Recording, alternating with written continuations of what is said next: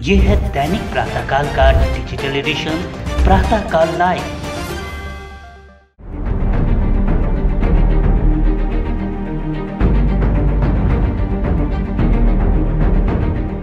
महाराष्ट्र की उद्धव ठाकरे सरकार को संकट में डालकर गुवाहाटी के 5 सितारा होटल में डेरा डाले शिवसेना के दिग्गज नेता एकनाथ शिंदे इस समय पूरे देश में सुर्खियां बटोर रहे हैं।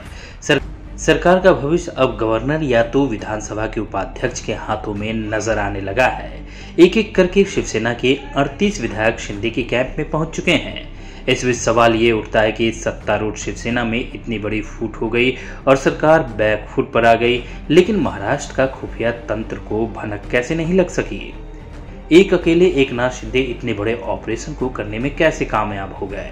इस मामले की पड़ताल करने पर पता चलता है कि एकनाथ शिंदे के इस अभियान के पीछे शिवसेना के ही एक अन्य विधायक प्रताप सरनाईक की प्रमुख भूमिका है।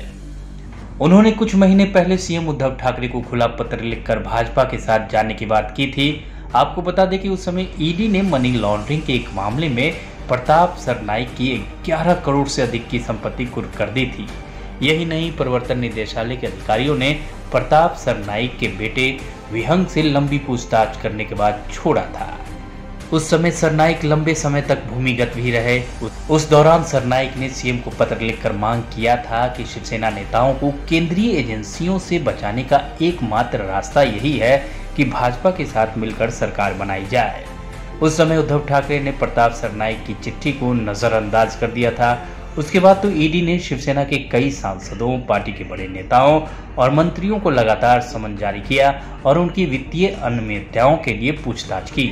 इस बीच प्रताप सरनाईक पर ईडी का खतरा लगातार बना रहा। केंद्रीय एजेंसी कभी भी सरनाईक पर हाथ डाल सकती थी। हो न हो इसी कारणवश सरनाईक ने एकनाथ शिंदे की पार्टी से नाराजगी का फायदा उठाया और पर्दे के पीछे से भारी गेम कर दिया। 2.5 साल पहले जब शिवसेना ने एनसीपी और कांग्रेस के साथ मिलकर सरकार बनाई थी, उस समय शिवसेना, कांग्रेस और राष्ट्रवादी कांग्रेस के विधायकों को अलग अलग होटल्स में रुकाने से लेकर उनके आवागमन का इंतजाम सरनाईक ने ही किया था।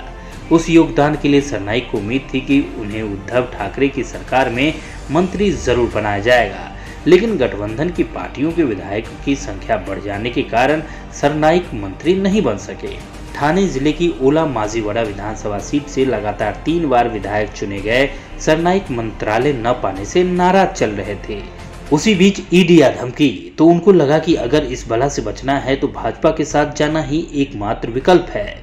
यह सब चल ही रहा था कि उद्धव ठाकरे और एकनाथ शिंदे में शीत युद्ध शुरू हो गया और सरनाईक ने इस मौके का फायदा उठा लिया।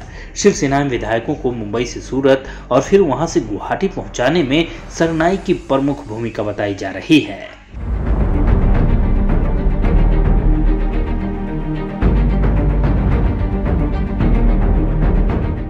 अगर आप ये कार्यक्रम YouTube पर देख रहे हैं तो हमारे चैनल को जरूर सब्सक्राइब करें और Facebook पर देख रहे हैं तो हमारे पेज को लाइक करना ना भूलें।